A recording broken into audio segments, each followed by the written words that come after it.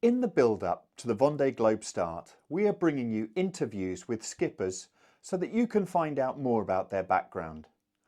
Ambre Hasson is in the race village and spoke with Tutgut skipper Oliver Heer about his motivations, preparation, setbacks, how he found his IMOCA yacht, and the importance of rest and food during the race. Thank you, Mark. Well, here we are on your boat. Ollie, thanks so much for having us. Absolute pleasure. Do you want to introduce yourself?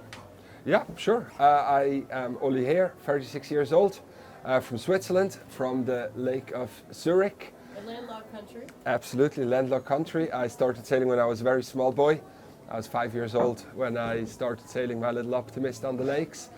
And from there onwards, really, I was hooked on sailing, and I never stopped. And 10 years ago, I decided to become a professional sailor, or try to become a professional sailor. So I moved to England, to the south coast of England. And from there, one thing led to the other. And now, November 2024, we're here in Les Ables, and I'm about to set up for my first Vendée.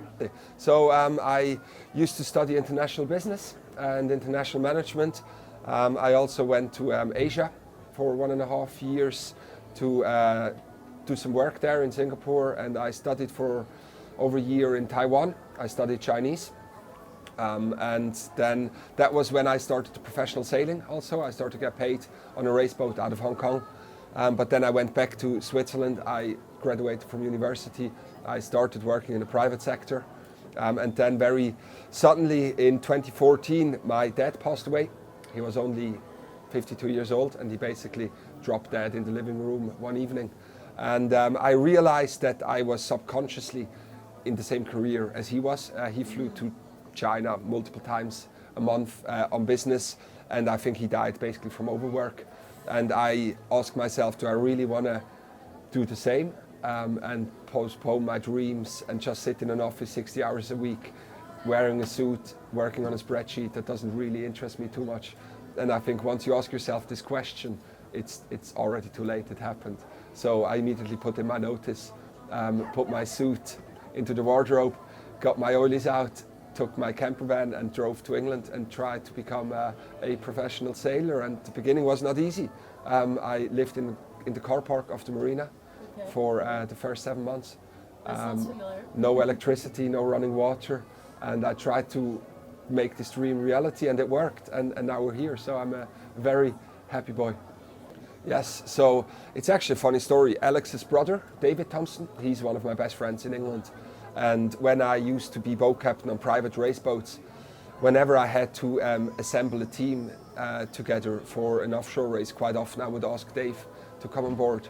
And in 2018, we the owner wanted to sail the Round Britain and Ireland race.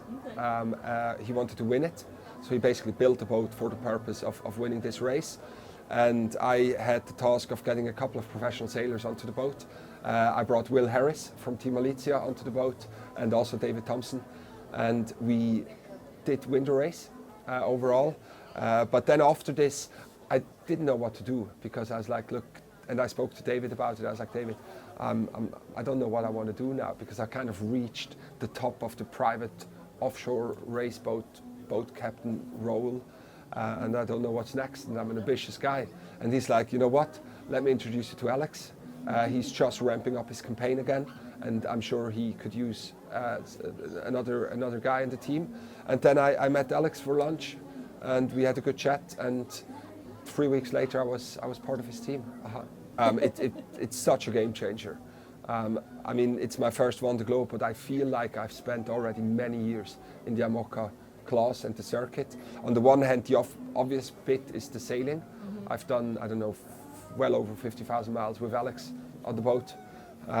But also the technical side, especially I was very involved on the technical side, first as the engineer, but then as the boat captain. So I think I learned how important the preparation is.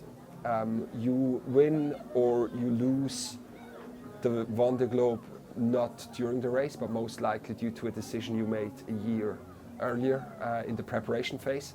So it showed me how to prepare a boat well for the Vendée Globe. obviously we operate on a different level. His was a high profile campaign with a very high budget. We are a startup campaign with a very limited budget, but the core essence is still the same. You have money restraints and you have time restraints.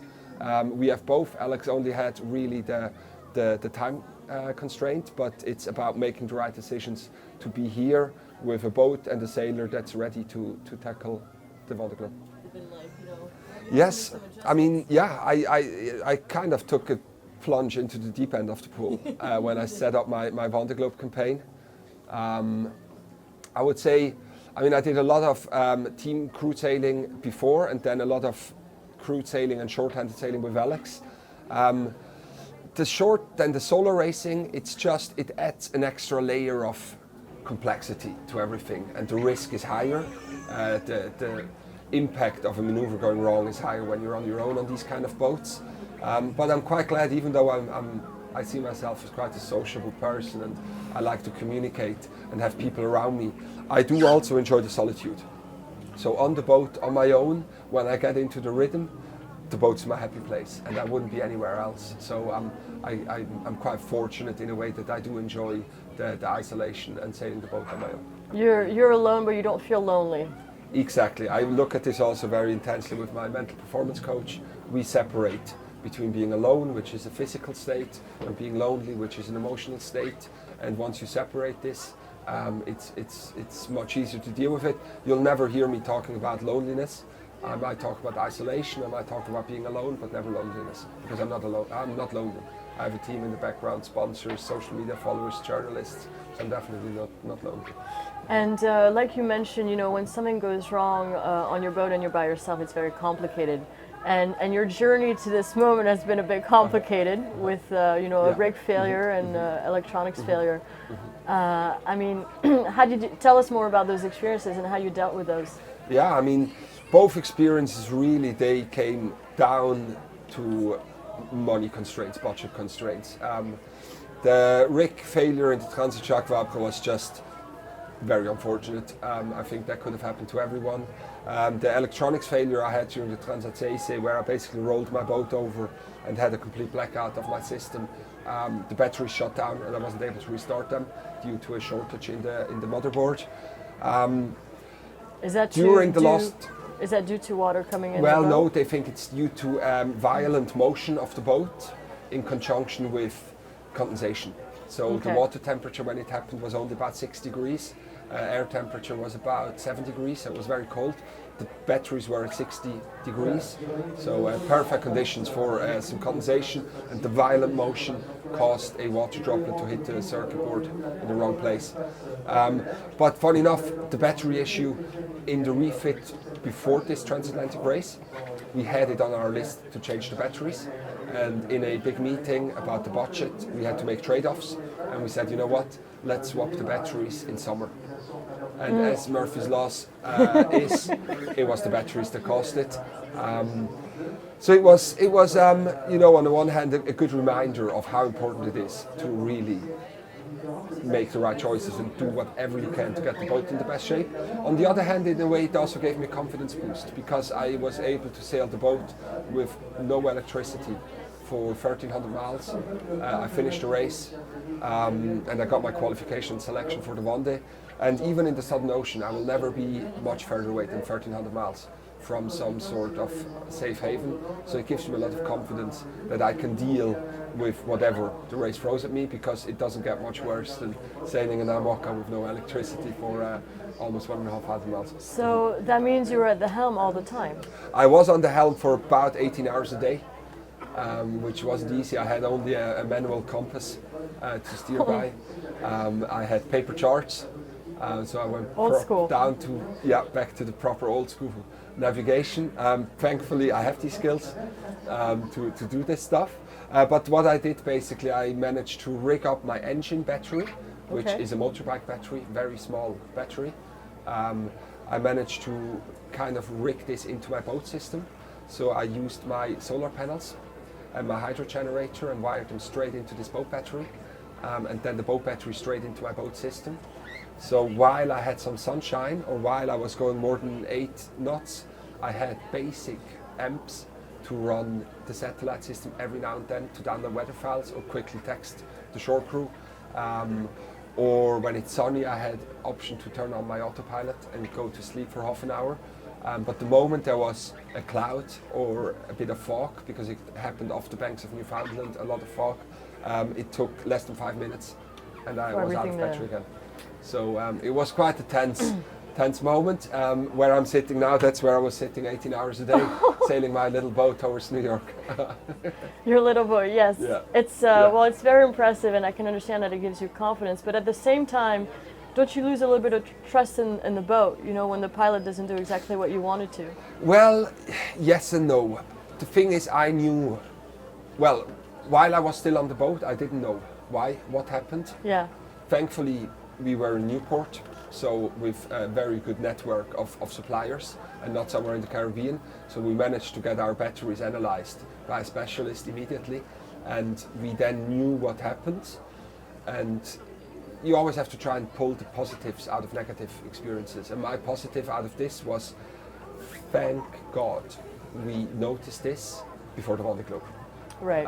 And so immediately we got in touch with our electricians here in France, and we started the design plan of a new electronic system where this is impossible to happen again. So what we now have is, we have 2 big batteries.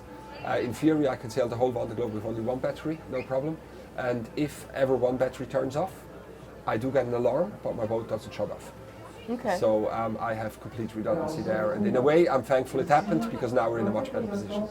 So it's a win-win all around. The boat In a is way, better, yeah, and you're confident. I always try to see, find the positives and accept what happened, and try and dig deep, find the positives, and come out stronger. And you know how choosing a boat to go around the world is quite a process. How did you choose this boat? Yeah, that's a good question. When I decided to start my campaign, first of all, I mean, we immediately got in touch with what we believed were potential sponsors, but everyone came back to us and said, well, do you have a boat? And no, we didn't have a boat at that point. So it's a bit of a chicken and egg thing. You need to risk quite a lot, find investors to get a boat, only then your campaign is actually like tangible. And so at the end of 2021, at the end of 2021, we had the budget to buy a boat, and I went to view a couple of boats. And I think due to my background as a boat captain, I also know quite a bit about boats and what's a good boat and what I should have to look into. And I looked at many boats and I couldn't find the right one. I was very hesitant to buy one. And then I saw that this boat was on the market because the guy who bought it off Rome Attanasio unfortunately had to stop his campaign due to financial constraints. And I immediately got in touch and said, look, we need to meet. I'm very interested in your boat. And then within a month, we signed the paperwork, and suddenly, I had a boat. And it's a very solid boat. It was built for Loic Pego. For design, unfortunately, the first Vendée Globe, it didn't finish. It lost its mast. But then afterwards, it was sailed by Scholicam, then Fabrice Amadeo, and then Rome Attanasio. It's a very, globally, it's a very solid structure, and now we have done a lot of changes internally, electronics, rigging, sails, ergonomics, we all changed, and now it's really, it's a proven composite structure with new electronics and new internals, and I'm very confident that the boat knows the way, and I just have to make the right decisions, sail conservatively, sail smart, and I will cross the finish line in February. Absolutely. And so you said you made some ergonomic changes, because you're quite tall, and you can't even stand in your cockpit. So what does that mean? Well, in this cockpit, so this roof is new. We built it last winter. In the old days, I don't know if you can see it in the screen, the roof was this height, and it only reached half of my pedestal, meaning whenever I was on the pedestal, I got wet. That meant I always had to wear full oilies out here. And I got a little bit sick of it, so we decided, you know what, let's build a new roof, and I've got a very talented composite boat builder in my team, and so we built the whole thing in-house, and that's a big difference. Same with my chair in the navigation station and my computer. I have a chair that's molded to my body, rotates in all directions, so I can also sleep there, and then the bunk is now twice the size, so much wider and almost half a meter longer, also to accommodate my almost 2 meters. You know, we may think that comfort of the skipper is maybe fluffy and extra, but it actually leads directly to performance and energy conservation. No, absolutely, yeah.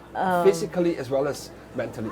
You need to have a space where you can properly relax your body. Even if it's just for these 30 minutes, it makes such a difference. I do have also a beanbag.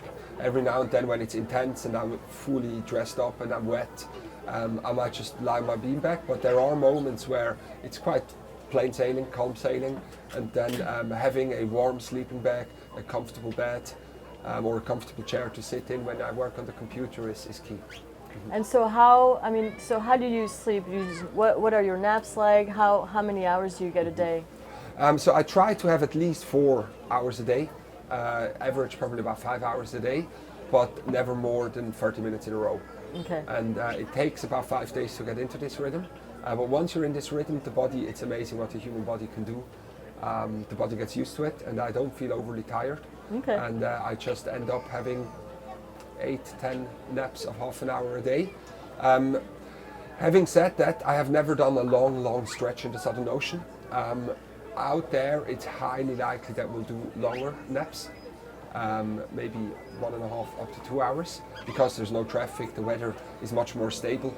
I then can set alarms for instance, wind.